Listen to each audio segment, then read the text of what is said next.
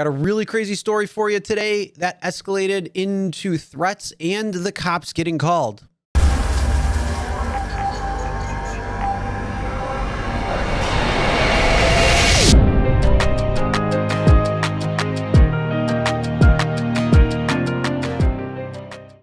Hey everyone, my name is Chris and this is Real Rideshare Stories. And we're going to go over a story that escalated really quickly, ended up with threats and also the police. All right, so we're going to go over the story and then I'm going to share my thoughts, and I want to hear what you would do in a similar situation if you ever found yourself in a situation like this. All right, so what you see on the screen right now is taken from a Facebook group that I belong to, and it goes, had a passenger tonight that said he was going to kill me and the other passenger. The guy and girl started fighting in the back seat. I pulled over and tried to calm the situation. When I started back, the threat started again. I put the pedal to the metal. I figured if I'm going to die, I will be doing 100 miles an hour. I found an open gas station, pulled in, grabbed my keys and the phone, and got away from the threats and dialed 911. I'm happy to be alive. All right, so going over a few things on that. First off, if somebody ever threatens you, no matter what, if they threaten you, ride's done. At that point, ride is done.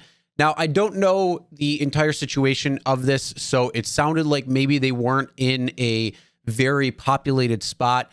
Maybe it was on a highway. Maybe it was, in the country or something like that. I'm not entirely sure. But in that event, yeah, you might not want to get out because there's nobody there. So you might want to try to get as close to some populated spot, like an open gas station or whatever it is, as quick as possible. Now, trying to de-escalate the situation is always a good idea, no matter what. One thing I'm going to recommend that I don't think I have recommended before is looking up de-escalation tips. There's a lot of different things online that you can find and resources available that will help with helping to de-escalate certain situations. One of the things I would just recommend is nice, easy Google searches. So in this type of event, if you ever see something like that happening or unfolding in your car, try using some of those aversion techniques where it's going to kind of sideswipe the whole thing into something else. And maybe it'll trigger something else inside their head and completely avoid the situation entirely. Now, that is a possibility of it happening. And yeah, again, whenever you have the first chance to get out of the car and get to safety, do that, because if somebody threatens you, you need to get out. Now, going on, this person did the right thing by making sure they got somewhere quickly. But the one thing is, you might not want to do it so obvious. So if you're going 100 miles an hour and it's really only 55 mile an hour, yeah, I get it. You might want to get pulled over by the cops if there's cops around, because then you can tell them what's going on.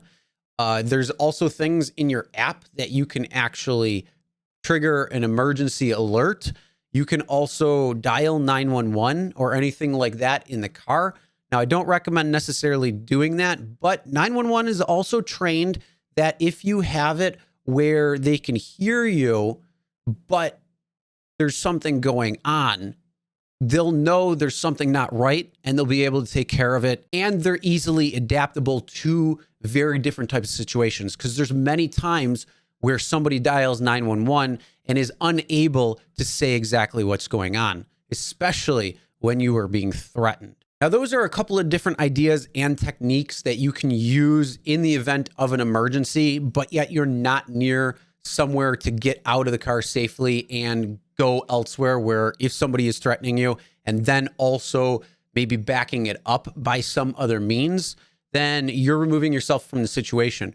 Now, the other person in the car, hopefully they get the message and see what's going on too, but that is the one thing that you need to do.